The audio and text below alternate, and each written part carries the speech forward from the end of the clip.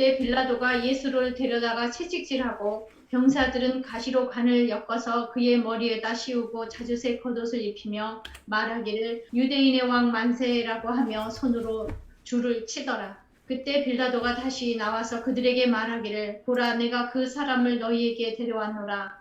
이는 내가 그에게서 아무런 잘못도 찾지 못하였음을 너희로 알게 하려는 것이라고 하더라. 그때 예수께서 가시관을 쓰시고 자주색 겉옷을 입고 나오시니 빌라도가 그들에게 말하기를 이 사람을 보라고 하더라. 그러므로 선임 제사장들과 관원들이 주를 보고 소리질러 말하기를 그를 십자가에 못 박으소서 그를 십자가에 못 박으소서 하니 빌라도가 그들에게 말하기를 너희가 그를 데려가서 십자가에 못 박으라. 그에게서 아무런 잘못도 찾지 못하였노라고 하니라. 유대인들이 그에게 대답하기를 우리에게는 율법이 있는데 우리의 율법에 따르면 그는 마땅히 죽어야 하나이다. 이는 그가 자신을 하나님의 아들이라고 했기 때문입니다. 라고 하더라. 예, 8절부터 그러므로 빌라도가 이 말을 듣고 나서 더욱 두려워하여 다시 재판장 안으로 들어가서 예수께 말하기를 네가 어디서 왔느냐고 하나 예수께서는 그에게 아무 대꾸도 아니하시더라. 그때 빌라도가 주께 말하기를 네가 나에게 말하지 않느냐? 나에게는 너를 십자가에 못 박을 권세도 있고 너를 놓아줄 권세도 있다는 것을 알지 못하느냐고 하더라. 예수께서 대답하시기를 위에서 네게 주신 것이 아니라면 너는 나를 대적할 아무런 권세도 갖지 못하였을 것이니라. 그러므로 나를 너에게 넘겨준 자는 더 큰 죄를 지은 것이라고 하니 이때부터 빌라도는 주를 놓아주려고 애쓰나 유대인들이 소리질러 말하기를 당신이 이 사람을 놓아주면 당신은 카이사의 친구가 아니니이다. 자신을 왕이라고 하는 자가 누구나 카이사를 대적하여 말하는 것이니이다 라고 하니라. 그때 빌라도가 이 말을 듣고 예수를 끌고 나와서 히브리어로 갓바다 즉 돌로 포장된 길이라고 하는 곳에 있는 재판석에 앉더라. 그날은 유월절 예비이고 제6주이더라. 그가 유대인들에게 말하기를 너희의 왕을 보라고 하니 그들이 소리 지르기를 처단하소서 처단하소서 그를 십자가에 못 박으소서라고 하더라. 빌라도가 그들에게 말하기를 너희의 왕을 내가 십자가에 못 박으랴고 하니 선임 제사장들이 대답하기를 카이사 외에는 우리에게 왕이 없나이다라고 하더라. 네, 수고하셨습니다. 16절까지 내용은 법정에서 신문을 받는 그런 과정이죠.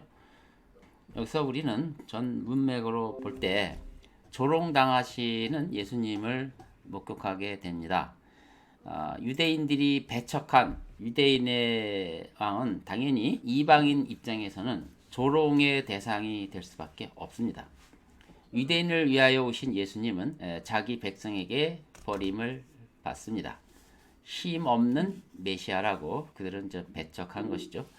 이 유대인이 이렇게 경멸을 하는 인물이 되어버린 것입니다. 그로 인하여 그분은 또한 이방인의 조롱의 대상이 된 것입니다. 이 신문 과정에서 세상 사람들은 왜 나사렛 예수가 죽어야 하는지 이유를 알게 됩니다. 관심이 없던 그들도 알게 된 거죠. 즉 자신이 하나님의 아들이라는 이유 때문에 저렇게 난리를 치는 것이구나 라고 알게 된 것입니다. 이에 대해서 사람들은 두 가지 반응을 할 수가 있습니다. 그것은 유대인들의 문제라고 사건을 축소해서 그가 정말 그러면 이건 무슨 의미지? 라고 주목을 하는 것입니다. 빌라도는 현재 잠깐 후자를 생각하고 두려워하고 있습니다. 이런 내용들이 본문에 있죠. 여러분들은 이제 이 본문을 읽고 어떤 생각을 가지셨는지, 또 유대인의 군중들이 십자가에 못 박으라고 소리치는 모습을 보고 어떤 생각이 드는지 한번 말씀을 해보시죠. 네, 제가 먼저 말씀드릴게요. 제가 지금 읽으면서 생각이 난 건데 그리스도께서 메시아가 아니었더라면 이들이 메시아라고 생각지 않았다면 죽이지 않았을 거라고 봅니다. 메시아가 아니라고 생각해서 메시아가 아니었더라면 아니라고 생각이 되었다면 예수님을 오히려 죽이지 않았을 거라고 봅니다. 그래요? 그냥 어느 정신병자가 그냥 나는 유대인의 왕이다 하고 그냥 외친다고 해서 그를 처단하거나 아, 이렇게 음, 죽이지는 않았을 거라고 생각이 듭니다. 그렇다면 왜 유대인의 왕을 죽일까요? 이제 이전에 얘기했듯이 자신들을 대접해주지 않았고 책이라든지 그 죄인들을 가까이 하셨고 오히려 독사의 자식들이라고 이제 핀잔도 주었고 그 가장 신앙생활을 잘 한다는 그 지도자들에게 쓴소리를 많이 하셨고 또 자신들이 그리스도가 왕으로 오시면 정말 환영받을 줄 알았는데 거기에 대한 배신감이랄까 그 영적인 문제인 것 같아요. 아, 그렇게 보셨군요. 자, 아주 독특한 지적을 하셨습니다. 변 형제님 어떤 생각을 가졌습니까? 우선 저는 조금 이제 어렵긴 한데 예, 이때 유대인들은 예수를 그러니까 우리가 흔히 알기로는 유대인들이 예수님을 믿지 않았고 받아들이지 않았기 때문에 그를 죽였다라고 많이들 말을 하고 있지 않습니까? 예, 근데 그렇죠. 저는 오히려 좀 어떻게 말씀드리고 싶냐면 유대인들에게도 믿음이 있었다라는 생각은 들어요. 그러니까 뭐냐면 이 사람이 그러니까 하나님의 아들이 아니다라는 믿음이 있었다는 거죠. 아, 하나님의 아들일 리가 없다. 예, 아니다라는 믿음. 왜냐하면 이제 그러니까 7절에 보면 우리에게는 율법이 있는데 율법에 따라 그는 죽어야 한다. 그 이유는 이 사람이 하나님의 아들이라고 했다. 그러니까 유대인들에게는 예수 그리스도가 하나님의 아들이 아니라는 믿음이 강하게 자리 잡았다는 거죠. 편견이 그러니까 있었네. 그러면 도대체 이 유대인들이 말하는 율법이 무엇인지에 대해서 우리가 좀 알아봐야 되는데 예, 그까지가 너무 좀 광범위하고 이들에게는 어쨌든 예수 그리스도가 하나님의 아들이 아니라는 강력한 믿음이 존재했다, 작용했다. 저는 그렇게 바라보고 있습니다. 그렇죠. 하나님의 아들이라는 일 리가 없다라는 예, 그런 강한 자기들의 확신이 있었다. 예. 그렇게 보십니다. 예. 자, 뭐 다른 분 혹시 더 하실 분 이야기 없어요? 내용이 좀 어렵긴 한데, 자, 하여튼 아일러니, 그러니까 상식적으로 있을 수 없는 일이 현재 일어나는데, 뭐 우리도 살다 보니까 사람은 항상 합리적인 것만 생각하는 게 아니더라고요. 그래서 오히려 친근하게 느낍니다. 저는 이 모습들이 능히 사람 사는 곳에서는 능히 이런 일이 있을 수 있다. 뭐 이유가 어찌 됐든 다 이유가 있지만 이게 참 있을 수 없는 일이 일어나고 있는 것입니다. 자, 저는 이렇게 봤습니다. 물론 유대인도 기대했던 것이 잘 안 일어나서 화가 나서 이제 그렇게 한 것도 맞고요. 또 잘못된 확신이 또 그렇게 된 것도 다 맞습니다. 저는 거기서 그렇지만 왜 그렇게 이상한 행동을 할까? 그들은 유대인이나 이방인 모두 어떤 힘의 원리를 믿는 것 같습니다. 그래서 무기력하게 그냥 순순히 죽으러 가는 모습을 봤을 때 유대인은 실망하게 된 것이고 이방인은 조롱을 하는 것이고 이렇게 해서 결국 이방인이 조롱하는 모습과 유대인이 분노하는 모습에 공통점을 찾는다 한다면 그들은 모두 세상적 권력을 최후의 수단으로 삼는다. 한 사람은 자기들의 권력을 잡는 목적으로 섬기든 또 한 사람은 하나님 나라를 섬긴다는 좋은 명분이 있든 두 가지가 다 동일한 노선을 가고 있는 모습은 그들이 모든 힘을 사용해서 이루려고 하는 욕망이 여기에 있다 이렇게 보는 거죠. 그래서 어떤 면에서는 폭력이 정당화될 수 있습니다. 수단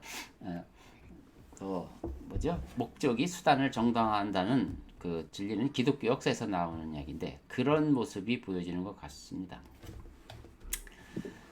유대인들이 이제 큰 실수를 한 거죠. 사실은 이게 사실 유대인의 왕이 사실인데 아니라 했든지 아니면 그런데도 자신을 인정해주지 않았기 때문에 뭐 그렇게 한 것이든 간에 유대인의 왕인 것은 사실이고 하나님 아들이라는 것은 사실인데 그들이 오해를 했던 뭐 시기를 했던 잘못은 분명히 한 겁니다. 왜? 유대인 백성이 유대인 왕을 그렇게 내쳤기 때문에 큰 죄를 진 거죠. 근데 이것은 기껏해야 4일 후면은 완전히 판명이 나는 거거든요.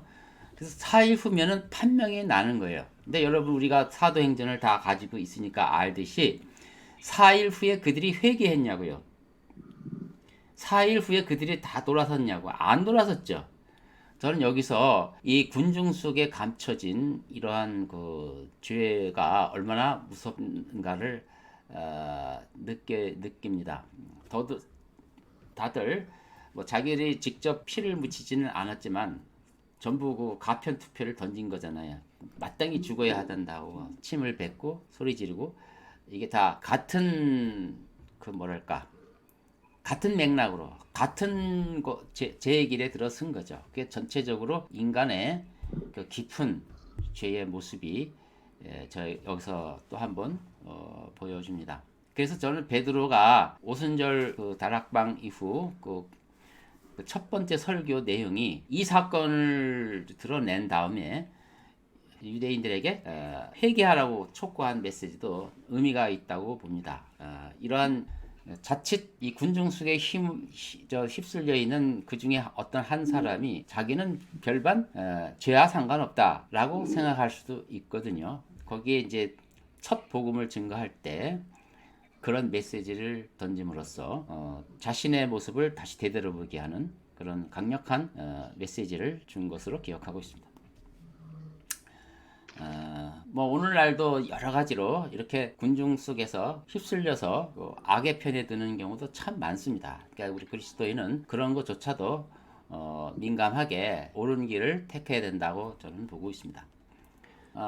그래서 오늘은 유대인들이 군중들이 자기의 왕을 저렇게 그냥 이성을 잃을 정도로 그 하는 모습을 보고 이것도 역시 타산지석으로 삼고 인간의 그 감정과 또 어떤 자기가 의도한 대로 안 됐을 경우에 나타나는 반응 이런 것들이 얼마나 잘못 길로 가는지를 우리 교훈으로 삼아야 되겠다 하는 것입니다.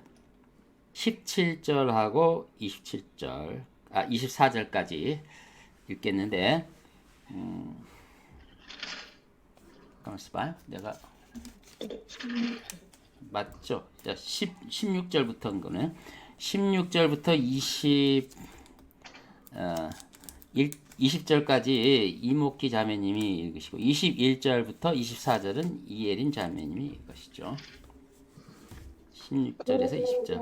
십자가에 못 박도록 그들에게 넘겨주니 그들이 예수를 맡아서 끌고 가니라. 주께서 자기 십자가를 지고 히브리어로 골고다 즉 해골의 장소라고 하는 곳으로 가시니라. 거기서 그들이 주를 십자가에 못 박더라. 그리고 주와 함께 다른 두 사람도 이쪽과 저쪽에 못 박고 예수를 중간에 두니라. 또 빌라도가 명패를 써서 십자가 위에 붙였으니 유대인의 왕 나사렛 예수라고 쓰여 있더라. 그때 많은 유대인들이 이 명패를 읽었으니 이는 예수께서 못 박히신 곳이 성읍에서 가까움이라. 그것은 히브리어와 헬라어로 라틴어로 쓰여 있더라.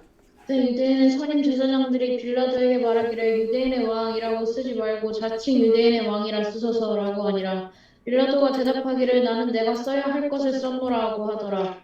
그때 병사들이 예수를 십자가에 못 박고 나서 주의 겉옷을 들고 네 조각으로 나누어 각자 한 조각씩 가지며 또한 주의 속옷도 가지니 그 속옷은 잊지 않고 위로부터 통으로 짠 것이라. 그러므로 그들이 서로 말하기를 그것을 찢지 말고 누가 가질 것인지 제비를 뽑자 하니 이는 그들이 자기들끼리 내 옷을 나누고 내 속옷도 제비를 뽑나이다라고 말한 상명을 이루려 함이라. 그러므로 그 병사들이 이런 일들을 하더라. 예, 수고하셨는데 자, 이 말씀 보면은 여기에 그러니까 십자가에 이제 처형시키라고 이렇게 넘겨주죠. 16절부터 24절까지 드디어 이제 십자가에 형을 집행해야 되는 상황에서 예수님을 이제 끌고 갑니다. 거기는 해골의 장소라는 곳으로 가는데 이것은 뭐 죽음의 권세가 가장 기승을 부리는 곳을 드러내는 상징입니다. 거기에 예수님이 묵묵히 한마디 반응도 안 하시고 묵묵히 그것을 받아들이는 모습을 보고 있습니다. 그 특징은 그런 그 배경 속에서 성경은 분명히 유대인의 왕 나사렛 예수라는 팻말 이야기를 부각을 시킵니다. 즉 유대인의 왕이 십자가에 처형당하신다라는 것을 독자에게 환기시켜 주는 거죠. 십자가 처형이라는 것은 그 당시 가장 잔인하고 가장 고통스러운 그리고 가장 치욕스러운 형벌 형식인데 유대인의 왕이 그것을 당하는 것입니다. 이제 그랬을 때 여러분은 이제 예수님이 이렇게 담담하게 이것을 받아들이는 모습을 통해서 어떤 생각을 가지셨는지 한번 말씀 좀 해보시죠.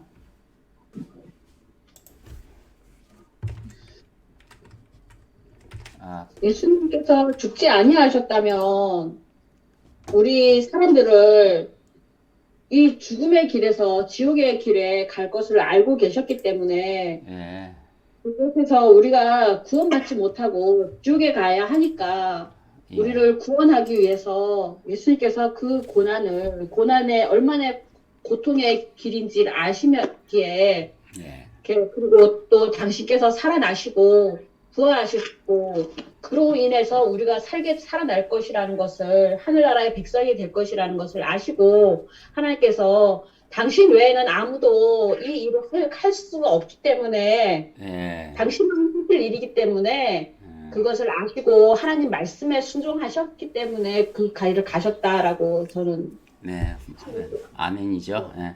그분만이 아니면 네. 이룰 수 있는 일이 있을 수가 없으니까 다른 누구도 네. 할 수 없기 때문에 네. 이혜림 자매 뭐 또 덧붙여서 할 말씀 없어요? 저는 빌라도가 되게 똑똑한 사람이라고 생각하는데, 빌라도가 이 장 전체에 걸쳐서 예수님께서 유대인의 왕인 거를 자기가 예수님하고 대화를 나눠본 후에 인정하고 있고, 그 다음에 이 살림 제사장들, 그러니까 바리새인들한테도 유대인의 왕이라고 강조를 하고 나는 내가 써야 할 것을 썼노라고 하는 걸 보니까 인정을 하고 있다고 봐요. 그리고 바리새인들도 인정은 하고 있으나 자기들의 교리 그런 거에 예수님의 말씀이 되게 상충됐기 때문에 자기들의 그 예를 들어 뭔지 버릇 그런 걸 지키기 위해서 습관 그런 관습. 걸 지키기 위해서 예수님을 이렇게 했다고 봅니다. 그러니까 이제 다들 유대인의 왕인지 내가 알아. 그러나 내가 마음에 안 들어 이런 얘기잖아요, 그죠? 그렇다면 우리가 말로 고백하는 말 그대로의 진정성이 정말 의심되는 거죠, 그죠? 유대인의 왕이라면 그럴 수는 없는 거죠. 유대인의 왕이라면 유대인의 왕이 의미하는 바가 분명히 있는데 사람들은 그런 것을 인정하면서도 그 반대되는 행동을 꼭 해요. 마치 정신병적으로 보면 그 분열증 환자처럼 반대되는 행위를 하는 거죠. 그러니까 유대인의 왕이 진실한 의미 자체는 구원자이며 유대인의 왕을 그렇게 대우하면 안 되는 거죠. 어떻게 함부로 왕한테 그렇게 대우합니까? 그러니까 그 말 자체가 자기가 고백하는 그 말 자체가 진정성이 없음을 드러내는 거죠. 유대인의 왕이라고 얘기를 했는데 빌라도의 경우도 빌라도는 유대인의 왕이 무슨 의미인지를 모르겠죠, 그죠?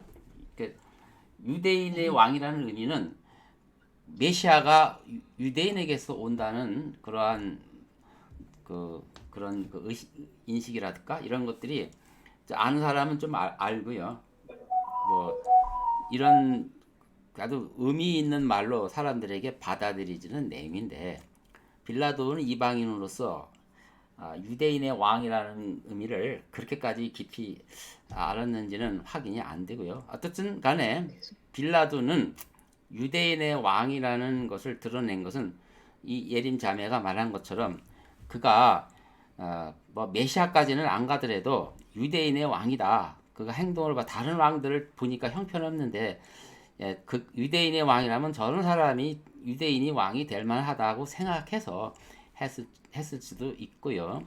어쨌든 또 하나는 빌라도가 그 로마의 그 말하자면 분봉왕이잖아요. 그러니까 이방인들을 뭐 뭘로 알겠습니까? 아주 깔보니까 그냥 조롱하는 의미에서 썼을 수도 있고 뭐 다 그런데 빌라도가 자기가 어떤 의도로 했건 간에 성경은 그들을 통해서 진실을 증거하는데 바로 유대인의 왕이다. 빌라도가 어떤 생각으로 팻말을 꼭 써라고 요청했든 어쨌든 하나님께서는 정말 유대인의 왕이 십자가에 달리셨다라는 그 역사의 큰 획을 분명히 기록에 남겼다. 그렇게 볼 수가 있습니다. 그래서 네. 이 본문은 유대인의 왕이 그 험악한 십자가에 달렸다는 것을 우리에게 분명히 굵은 글씨로 보여주고 계십니다. 유대인의 왕이 십자가에 달렸다. 이런 걸 통해서 뭐 이목기 자매니 말씀하신 것처럼 이렇게 해야만 우리의 근본적인 죄가 해결될 수밖에 없는 거죠. 그리고 거기서 한 걸음 더 나가셔서 이 예수님을 항상 고난의 본을 따르라고 제자 사도들이 말씀하신 것처럼 이 고난 속에서 그리스도인들도 예수님이 자신이 감당해야 할 고난을 그렇게 용기 있게 담당하게 감당하신 것처럼 그리스도인들도 어떤 고난이 닥치더라도 흥분하지 말고 멘탈이 나가지 말고 용기를 갖고 이렇게 통과함으로써 부활하는 이러한 기적을 경험해야 된다. 이렇게 교훈으로 삼으면 가장 좋겠습니다. 25절 37절 제가 읽겠습니다. 이제 예수의 십자가 곁에는 주의 모친과 이모 클로파의 아내 마리아와 막달라 마리아가 서 있더라. 그때 예수께서 자기 모친과 사랑하는 제자가 곁에 서 있는 것을 보시고 자기 모친에게 말씀하시기를 여인이여 당신의 아들을 보소서 하시고 또 그 제자에게 말씀하시기를 네 어머니를 보라고 하시더라. 그 시대로부터 그 제자가 그 여인을 자기 집으로 모시고 가니라. 2일 후에 예수께서는 이제 모든 일이 이루어진 것을 아시고 말씀하시기를 목마르다 하고 하시니 이는 성경이 이루어지게 함이라. 거기에 식초로 가득 찬 그릇이 놓여 있는데 그들이 식초를 해면에 적셔서 우슬쪽 가지에 꿰어 주의 입에 댔니라. 그때 예수께서 그 식초를 받으시고 말씀하시기를 다 이루었다고 하시더니 고개를 떨구시고 숨을 거두시더라. 그러므로 그날이 예비일인 까닭에 유대인들이 그 시체들을 안식일에 십자가 위에 남겨놓지 않으려고 이는 그 안식일은 큰 날임이라. 빌라도에게 요청하기를 그들의 다리를 꺾어서 치우게 하소서 해 주소서라고 하더라. 그러나 병사들이 와서 주와 함께 십자가에 못 박힌 첫째 사람의 다리를 꺾고 주와 함께 못 박힌 다른 사람의 다리도 꺾더라. 그러나 그들이 예수께 이르러서는 그가 이미 죽은 것을 보고 주의 다리는 꺾지 아니하였으나 그 병사들 중 하나가 창으로 주의 옆구리를 찌르니 거기서 피와 물이 나오더라. 그리하여 이것을 본 사람이 증거하느니 그의 증거는 참되도다. 그 사람은 자기가 진실을 말한다는 것을 아느니라. 이는 너희로 믿게 하려는 것이라. 이런 일들이 일어난 까닭은 주의 뼈가 하나도 꺾이지 아니하리라는 성경을 이루려 함이라. 또 다른 성경에도 말하기를 그들은 자기들이 찌른 그를 보리라고 하였느니라. 이제 십자가 상에서 고통 당하시는 예수님, 십자가 상에서 모습을 기록하고 있는데 요한복음은 예수님의 모친을 제자인 사도 요한에게 맡기는 모친을 돌보라는 말씀을 하신 모습도 여기에 특이하게 기록이 되어 있습니다. 그리고 가장 중요한 것은 다 이루었다, 다 이루었다라는 말씀이죠. 30절에 예수께서 그 식초를 받으시고 말씀하시길 다 이루었다고 하시더니 고개를 떨구시고 숨을 거두시더라. 극단의 고통을 다 겪으신 다음에 운명을 하시기 전에 다 이루었다고 말씀을 하신 것입니다. 이 내용은 뭐 여러 설교에도 많이들 했을 텐데 여러분은 다 이루었다는 말씀에 대해서 어떤 생각을 가지셨는지 말씀 좀 해보시죠. 이자매님부터. 예수님이 다 이루셨다는 게 하나님의 때를 이제 그 시간표대로 다 마치셨고 이제 부활하실 것만 남아 있으니까 네. 이제 그 사역을 자기의 맡은 임무를 온전히 다 이루셨다 그런 말씀인 것 같아요. 네. 뭐 다른 분 더 보충하실 말씀 있습니까? 예, 예수님께서 십자가에서 못 박히심으로 인해서 세상 죄, 나의 죄, 모든 사람들의 죄, 그리고 과거, 현재, 미래의 모든 죄까지 다 제거되었다, 깨끗하게 되었다. 이 말씀이라고 저는 생각돼요. 그래서 그 죄가 다 제거되었고, 이제 이 사실을 믿기만 하면 그 시간에 구원받을 수 있다. 이 말씀. 그래서 이제 세상 죄가 제거되었고, 예수님은 이제 부활하실 그 앞에서 이제 세상은 멸망되고 예수님은 이제 승리하신, 그래서 예수님께서 다 이루었다라고 말씀하시고 이제 숨을 거두신 그런 사건. 예. 그렇죠. 네. 우리가 여기서 또 교훈을 삼는다면 다 이루었다는 말씀 속에 그분이 율법의 요구를 다 이루셨죠. 그래서 우리가 죄인이지만 다시 이제 하나님의 용서를, 하나님으로부터의 은혜를 받고 하나님과 교제할 수 있게 된 거죠. 하나님과 화해를 이루는 것이 사실이죠. 또한 우리가 그 제자로서의 그 교훈을 여기서 삼는다면, 다 이뤘다는 말씀에 대해서 교훈을 삼는다면, 예수님은 한때 이런 말씀을 하신 적이 있어요. 내가 아버지로부터 죽을 계명을 받고 왔다. 이렇게 이 십자가의 이를 이미 예상하신 거죠. 죽을 계명. 그러니까 아버지로부터 죽어야 되겠다는, 아들을 향해서 죽어야 되겠다는 그 말씀을 계명으로 받은 거죠. 그 아들이 그 죽을 계명을 온전히 순종하심으로써, 운명하기 직전에 그 얼마나 그게 힘드셨으면 내가 이제 다 이뤘다, 숙제를 다 했다라고 하는 의미도 저에게 들려요. 그래서 계명을 온전히 순종하심으로써 아까 말씀하시는 그런 모든 것, 그 아버지의 뜻을 다 이루었다고 고백하시고 운명하신 것이다. 이렇게 본 거죠. 여러분은 아버지 말씀에 예수님처럼 얼마나 민감하고 또 아버지의 뜻을 내가 다 이뤘다고는 감히 말을 못해도 챙기시는지, 그러니까 아버지의 말씀에 얼마나 민감한지, 그리고 그 얼마나 챙기고 계시는지를 자문하시기 바랍니다. 예수님의 삶의 유일한 기준은 아버지의 말씀에 내가 순종을 하느냐 안 하느냐에 거기에 다 쏠려 있었습니다. 그렇게 하셨기 때문에 이 말씀을 하신 거예요. 생을 마감하면서 아버지 뜻대로 순종하려고 이렇게 참 기도하고 또 성령을 의존한 사람들만 다 그 숨을 거두기 전에 이제 말하자면 뭐랄까 찬송하며 돌아가신다 그러죠. 신앙생활 잘하는 사람들은 죽기 전에 죽음을 두려워하지 않고 이렇게 맞이한다 그러죠. 그런 삶을 살 수가 있을 것 같습니다. 예수님을 본을 받고 사는 모습이죠. 이 아버지께 그러면 순종하지 않으면 또 어떻게 되는가?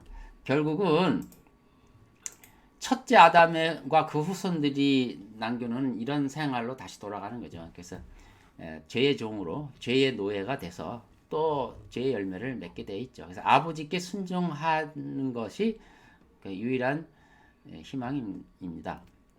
이 순종의 도를 마지막 아담이신 예수께서 이루셨고 그것을 우리에게 본으로 남겨주셨다. 본으로 남겨주셨다. 이렇게 보는 거죠. 38절과 42절 그 내용은 삽입절 같이 보이지만 우리에게 중요한 시사를 남겨줍니다. 예수님이 이제 그 돌아가셨고 장사를 지내야 되잖아요. 장례식을 치러야 되는 거예요. 장사를 지내야 되는데 여기는 아리마대 요셉이 등장하고요.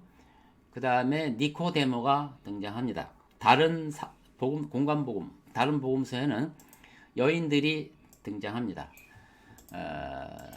근데 아이러니한 것은 제자들이 장례식에 등장하지 않는다는 거죠. 그런 걸 봤을 때 참 이해가 안 된다.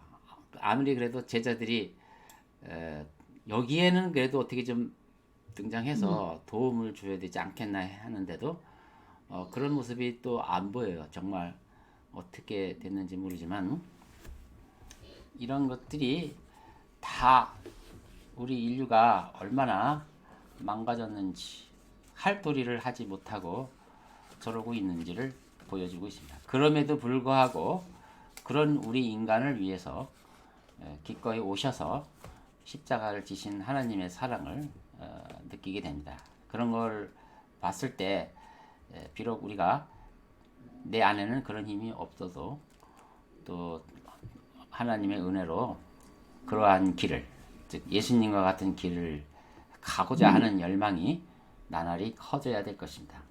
우리가 이런 줄 아니까 우리는 다 소용없어 하고 자포자기 하라고 이런 말을 썼을까요? 아니죠. 이런 줄을 알면서도 예수님이 본을 따르라고 분명히 명령한 것은 성령을 의지해서 그 길을 계속 가라 이렇게 말씀하시는 것입니다.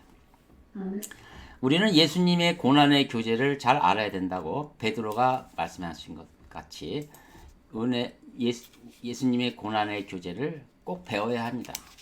그래야 부활의 참된 의미를 제대로 알 수 있습니다.